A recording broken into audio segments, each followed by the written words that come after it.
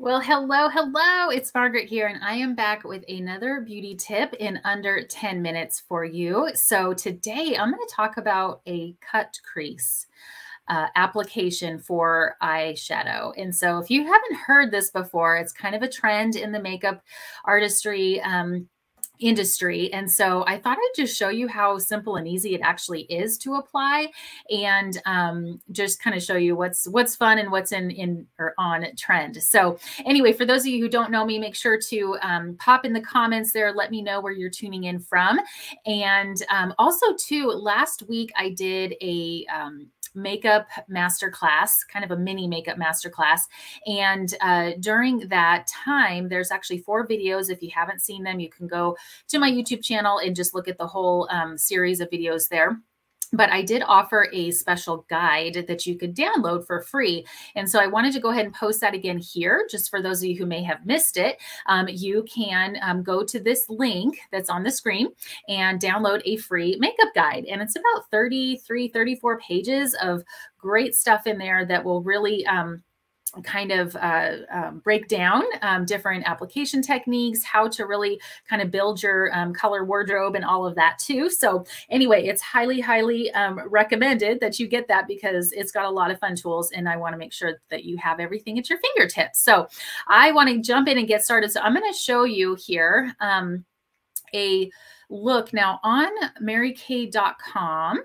There we go. On marykay.com, you can look up, or to your Mary Kay Beauty Consultants website, you will see a place to, and I wanted to show you this, to download the most recent catalog. So for any reason you didn't get it in the mail, then you can always come to this digital version. And so this is our new fall catalog, and these 2 looks are just gorgeous. And so I believe the 2 looks here have very similar application techniques. So how you would apply it is basically the same, but just using different colors. And what's fun about this is you can actually use, whatever colors, you really enjoy and feel good in wearing. So I highly recommend just picking the colors that you like. I just think that that's really what we want to go for. There are no rules in our in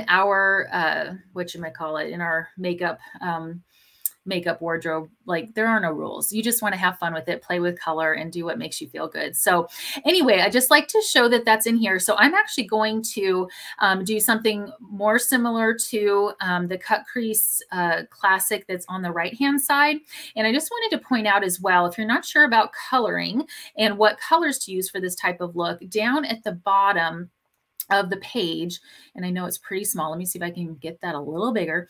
Down at the bottom of the page on the far right-hand side, you're going to see ivory beige bronze, and it's going to have light and dark choices for eyeshadows. So make sure to check that out, and that will help you kind of narrow down which colors you might want to use for this technique. So I'm going to go ahead and jump in here. Okay. All right. So I so far have only applied my eye primer. I do put a little bit of concealer on too, just to kind of matte it out. But the first of the colors to use actually is a base color, right? A base color is something that's fairly light. It can have shimmer or no shimmer. And in this particular look, I am actually going to apply Crystalline, which this color is actually a shimmery color. So I'm going to go ahead and just kind of tap it on my eyes, pretty much on the eyelid. Okay. And then let me go across that way. Now I do like shimmer especially for this look. It's just kind of fun, makes it stand out a little bit more. But I love these Chroma Fusion shadows because they last all day long. And there you go. So that is that. Now, just that alone gives you a little bit of a color pop. Okay, so that is the Crystalline all over the lid, okay? And then we're going to take a lighter color called Hazelnut, and we're going to apply it actually in the crease, okay? And I'm going to use it with this eye crease brush. I'm going to use this to apply this particular color. This is a nice neutral color. And actually, I'm going to make sure I can see with my mirror because It's always so fun trying to do this. Hold on. There we go. Okay, now it's much easier. So I'm going to actually apply this in the crease this way, just to give a little bit of definition. Okay, so there's that. And hazelnut's just a nice, really pretty neutral for a lot of skin tones. So I'm just going into the crease, literally just right in the crease with the crease brush, going from outside in, just like that. There we go. All right.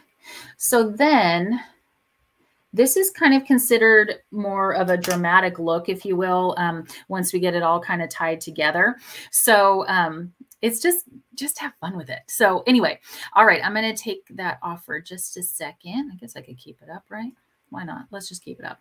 Okay, so yes, make sure to get that guide if you haven't. And it is VipeLink, VIPELNK.com/makeup guide. And if you have not gotten that, make sure to download it today. It's totally free. And then also too, if you prefer to just type in the comments the word guide, then I will make sure to get that to you as well. So either way works. All right, so now our new waterproof eyeliners. You guys, these have been going over fabulously. They are so creamy, so amazing, and they come in blue, actually now steely, brown, and black. And so I'm going to use brown actually with this look. So I'm going to go now to the eyeliner portion of this. And one thing, it's always good to just make sure you don't get too far out on the side there. You can always kind of fix any mistakes, right, in makeup. Okay, so what I'm going to do is actually apply this liner to my eyelid. Just a little.